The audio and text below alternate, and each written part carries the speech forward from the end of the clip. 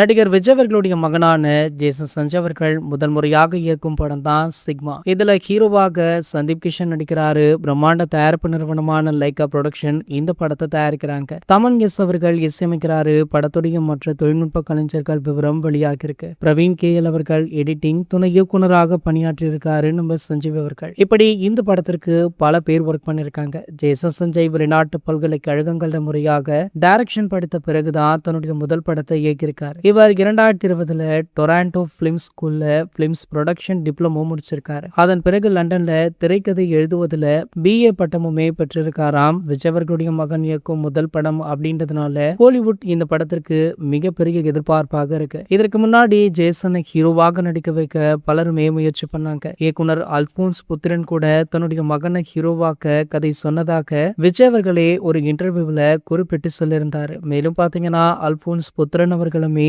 அதனை உறுதி பண்ணாரு. இந்த நிலையில ஜேசன் அவர்களுடைய இந்த சிக்மா படத்துடைய புதிய ரிலீஸ் செய்தி சோசியல் மீடியாக்கள்ல வைரலுமே ஆகிட்டு இருக்கு. அதாவது இந்த திரைப்படம் வர ஜூலை 31 உலகம் முழுக்கவே ரிலீஸ் ஆக இருக்கா. படம் ஒரு அதிரடி ஆக்ஷன் படம் அப்படின்றதுனால ஒரு பேன் இண்டியன் ரிலீஸை எதிர்பார்க்கறாங்க.